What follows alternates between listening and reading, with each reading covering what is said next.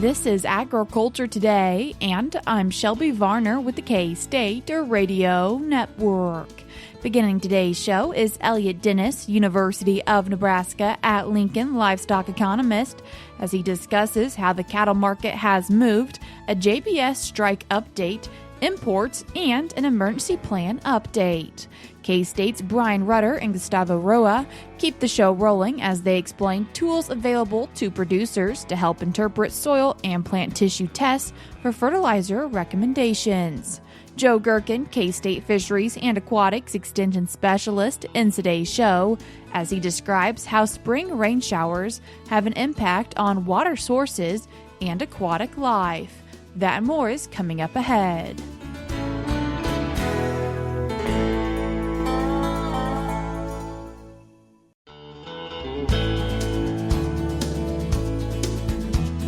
You're tuned in to Agriculture Today, and we start our Monday show with the cattle market update from University of Nebraska at Lincoln livestock economist Elliott Dennis. Elliott, thanks for joining us today. Yeah, thanks for having me. Elliott, taking a look at the cattle market, what are we seeing for feeder cattle? Here in Nebraska, prices at the 5-6 weights and 7-8 weights have really kind of plateaued over the last week and really the last month. 5-6 weights were still hanging around that $500 per hundredweight, and the 7/8 we're still hanging around that $400 a hundredweight. So at least on the 7/8 weight, we should be seeing some seasonal increases in prices if we were just to follow just kind of normal seasonal trends. On the 5-6 weights, same thing. We should have been increasing by now, and so there is some softening at least on the cash side here in Nebraska. A little bit different than what we've been seeing on the CME futures this past week, which was really pretty bullish. Besides kind of the midweek trade, midweek we kind of plateaued there for a little bit, but then picked up to really kind of end out really on that November feeder cattle contract, in that 365 range. So cash lagging a little bit relative to futures, and so basis narrowing just a bit. What are we seeing for fed cattle? Yeah, fed cattle prices started out about 245 on the live FOB steers, and then we really finished it out, really rising to about 247 on the national cash.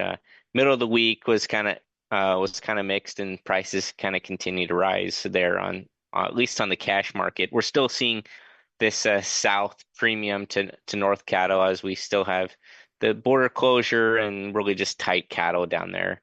Quality differences are still kind of favoring kind of northern feeders, as the packers that are killing cattle here just continue to grade extremely high percentages of choice and prime, as we've kind of seen extended days on feed and higher carcass weights. The live cattle contracts on the CME have also continued to rise. When we look at kind of deferred contracts, extreme strength. Bull market is has just continued to rise. The October contract, very, very strong right now. And even when we think about the April contract, that's going to be closing here in a couple weeks, has continued to be extremely strong with really when we think about live cattle deliveries, no live cattle deliveries have really been placed against it. So all-time high contract that we've ever seen, 251, really where we ended the week on the April contract, and just has continued to defy odds, even as we've seen some slight weakening in the boxed beef market. Elliott, you mentioned boxed beef, and so what else are we seeing for that market? This week we really saw boxed beef kind of struggle a little bit this week. Primarily it was due to kind of the middle meats that really were trading. We think about choice boxes were lower, the rib was lower, and overall the kind of that choice select was really kind of favoring kind of that select premium. So that was a difficulty for the box market, although we continue to have increased projected kill on the packer side. And last month when you were on, we mentioned the JBS strike, and has there been a resolution to that? Yeah, that was the big movement here in the live cattle market this week. On Monday, the JBS basically announced that they were going to go back to work on Tuesday. Nothing really changed besides the fact that they said that JBS was coming to the table to start negotiating. There was mixed results amongst different workers about whether they should have gone back had they not gotten what the concessions they wanted. But negotiations were held on Thursday and Friday, so I think this week we'll continue to see essentially what happens, whether they're going to meet their demands. Is some concern that if the demands aren't met, that the union would vote to strike again. So definitely not out of the woods there, but at least we're having the full 3,800 to go back rather than just some temporary workers that were helping kind of bridge the gap. But definitely saw the slaughter numbers come in a little bit weaker this week. Really kind of plateaued off at the end of the week. So still we're down about 40 to 50,000 in total slaughter year over year. So just really reflecting kind of the lack of cattle that are out there, even though we have strong demand for as we start to heat up for Mother's Day and then into the summer months for strong beef demand. And what are we seeing for imports when we look at the cattle market? Yeah, beef trimmings have continued to kind of defy the market. The 90s that we continue to see are very, very strong. Prices continue to rise. Coal cow prices continue to rise as well, as we just continue to have a strong demand for trimmings. When we think about kind of the effect of the border closure and what potentially lean trimmings look like. I mean, trimmings are a large portion of our imports each month. They make up about 50% of all the trimmings. So when we think about trimmings versus cuts, the big discussion that we've been having here in Nebraska has been more about if we're importing trimmings, what does that ultimately do for our coal cow demand, as we tend to harvest cows in order to meet our 90s demand. So as we import more trimmings, potentially that softens the coal cow market a bit. But the larger conversation is more about as the border continues to be closed and Mexico continues to increase their federal inspection kill, what does that ultimately do for imports through USMCA, which has a 0% tariff? And really what we see through Mexico, what it's essentially increases the total cuts that has been imported. So that would be cuts and primals, subprimals. And so they are importing more basically finished product to us rather than importing the feeder cattle. And some of that imports is having a softening effect on the cattle prices, primarily because those cuts are going directly to retail. And as retail kind of fills their demand with beef imports, that kind of softens the demand for domestic cattle production. Is that something you see potentially will continue with Mexico for imports? And for the foreseeable future, yes, because as the border continues to be closed, those cattle that are down in Mexico need to be fed and harvested. They have corn to feed it, and if excess, any corn deficit, they can import from us and from other countries. And so, as long as that border continues to be closed, they will continue to feed those cattle. If and when the border is reopened, we know trade follows basically our comparative advantage, and that comparative advantage is showed in price. And so price differentials plus transportation, as long as there is a margin to be made, we will see those feeder cattle flow back into the United States to be fed and harvested here. Really, the big point there is that some of that cattle that's being fed there is being harvested and being imported as box product to retailers in replacement of domestic fat cattle. And thinking of that border closure in Mexico, New World screwworm comes up, and has there been a new plan put out by the USDA? Yeah, on Tuesday, the USDA introduced their basically modified plan for New World screwworm, which was really 8 steps on how to combat New World screwworm. This is like, how do you effectively manage communication? How are we reducing spread? What do we do when New World screwworm potentially gets on an infected premise? And then all the way down to basically how to maintain continuity of business and information flow. The thing that I've been really emphasizing, given Secretary Rollins' comments a few weeks ago about a potential border reopening, has really been on, how do we reduce the spread to non-infected animals and really to prevent New World screwworm from establishing in new areas. And they came out with a new kind of buffer zone, and how do we do stop movements when we actually observe an infected animal? How do we make sure that not only that we observe it, but we test it. And the worry is not necessarily about the animals' movement, it's more about the truck movements. And really, they're talking about a pretty wide fly surveillance zones, about 200 kilometers, and really an active animal and fly detection within about 20 kilometers. So, somewhere in that 8 to 10 mile range. So the positive thing is that there is a plan, and that it will be implemented in any case of if we have a border opening at any time in the future. What could that mean then for Kansas and or Nebraska cattle producers? Yeah, we think about kind of that border opening. Some of those cattle that we're competing for is really kind of strengthening prices here. There is going to be some dampening effect on that as we think about feeder cattle demand, just because we don't need as many of them, and so that demand is just going to go down because we're going to be importing some of those feeder cattle from Mexico. So there will be a little bit of a price impact on feeder cattle, and ultimately, when we think about what that looks like for, kill will obviously increase as for fat cattle along the supply chain. What that ultimately does for days on feed is to be seen, really, because a lot of the days on feed and where we're at is a pretty big function of the price of corn right now relative to kind of cattle prices. So that's probably going to have a larger impact on the days on feed than at least the feeder cattle coming in. Elliott, I appreciate you taking the time to join us today. Yeah, thanks for having me. That was University of Nebraska at Lincoln livestock economist Elliott Dennis. We're cutting to a short break now, but we'll be right back.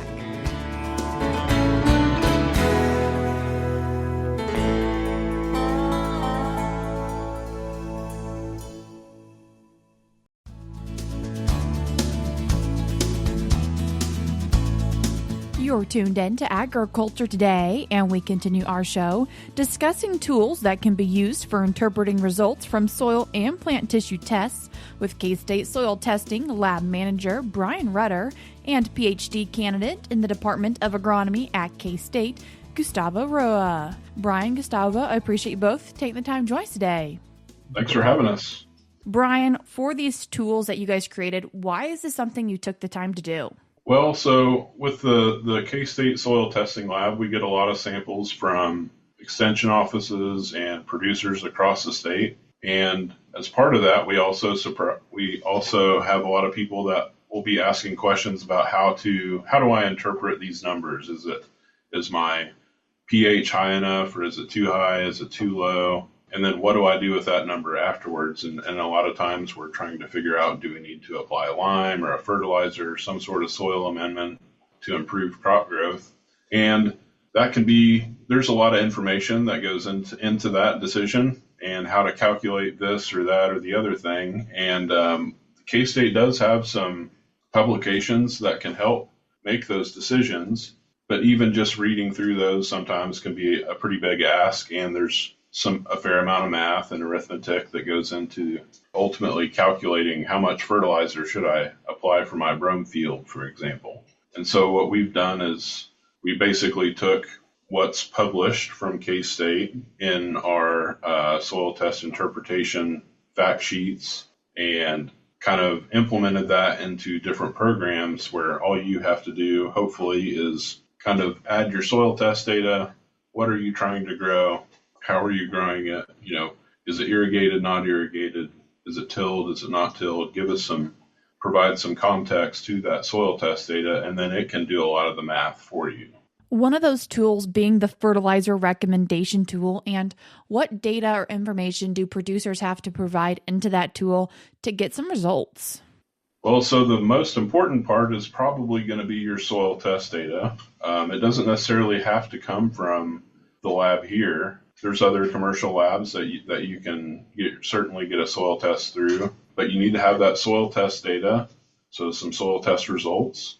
And then you also need to be able to provide what type of crop you're growing. Is it corn? Is it wheat, soybeans? Is it brome? Have an idea of a yield range or kind of an expected yield for that crop. And then information about how you're growing it. So are you tilling the field? Is it no-till? Is it irrigated or not irrigated? Some of the recommendations are affected by what part of the state you're in as well.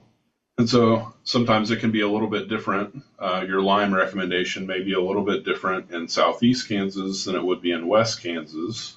And so just due to different soil types and rainfall patterns and that sort of thing. So provide the county as well in the case of one of the calculators to let it know what region of the state you're in. Gustavo, are there a few different applications for this fertilizer tool? Yes, so we have 3 different tools right here. So we have one of them, it's the web app, which is the Kansas Fertilizer Recommendation Tool. As Bryan was mentioning, the way that this is separated, it's by nutrient right now. So if you are interested in nitrogen, you have the nitrogen section where you can go and play with that, putting all those input that Bryan just mentioned to us. But then if you're also interested on other nutrients like phosphorus, potassium, you kind of have that separated, right? So that's the first tool that we have separated by each of these modules or nutrient that we call it, right? Then the second tools that we have, it's an Excel spreadsheet. This is more if you have multiple soil values, and then you can include all those variables to also have the same recommendations, right? And then the third tool that we have is for interpreting soil tissue analysis, right? So those are the 3 tools that we mainly have in here. And mentioning that plant tissue test interpretation tool, what is it hopefully doing for producers?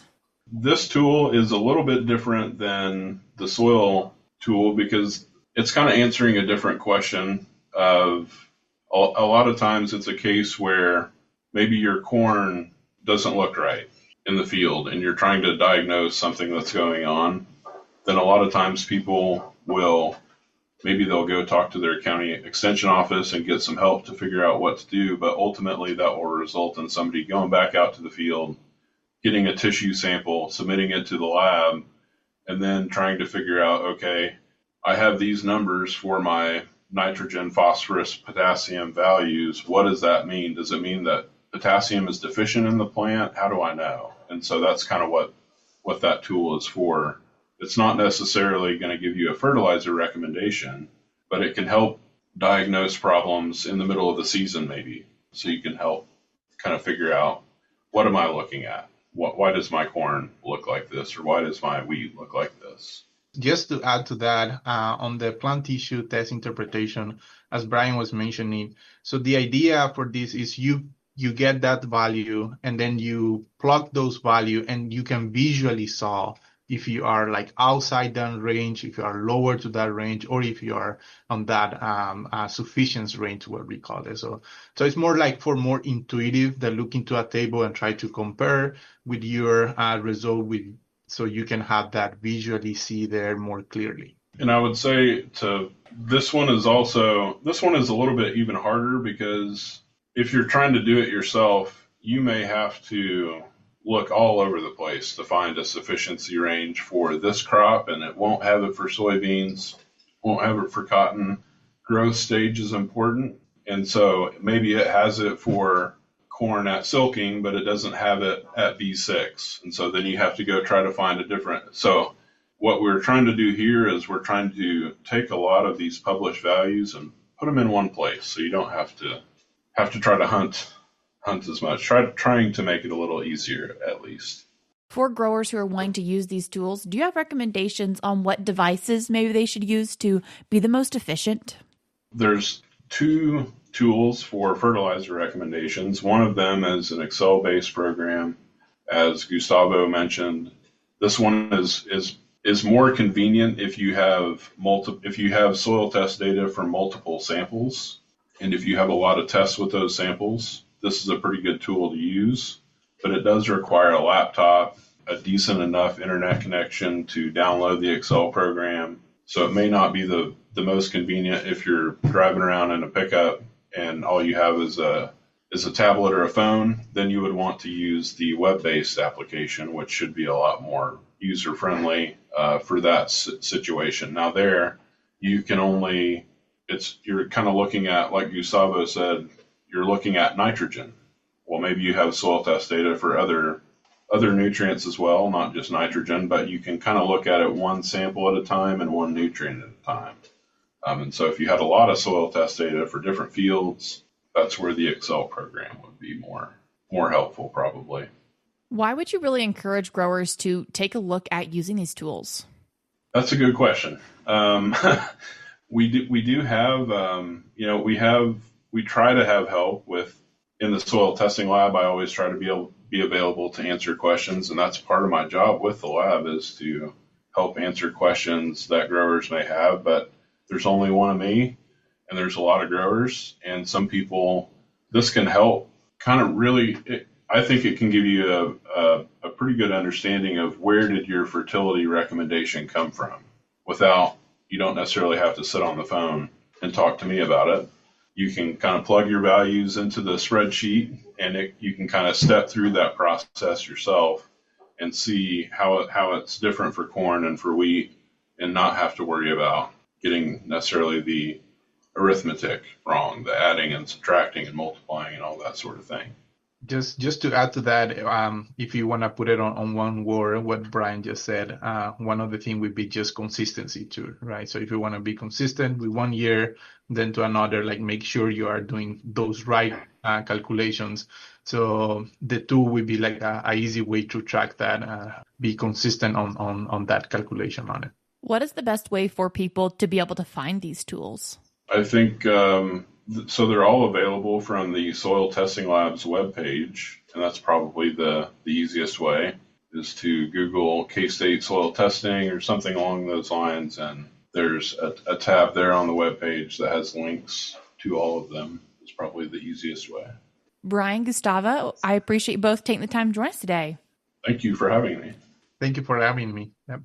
That was K-State Soil Testing Lab Manager Bryan Rutter, and he was joined by PhD candidate in the Department of Agronomy at K-State, Gustavo Roa, as they discussed tools for interpreting results from the soil and plant tissue tests. If you would like to check out these resources, I will put a link to the Agronomy E-Update article, which is titled K-State Tools for Interpreting Soil and Plant Tissue Tests for Fertility Management, in today's show notes on agtoday.net, or I will also link these tools directly in the show notes as well. We're cutting to a short break now on Agriculture Today, but when we come back, we'll be joined by K-State Fisheries and Aquatics Extension Specialist Joe Gerken as he discusses spring showers. We're now cutting to that short break.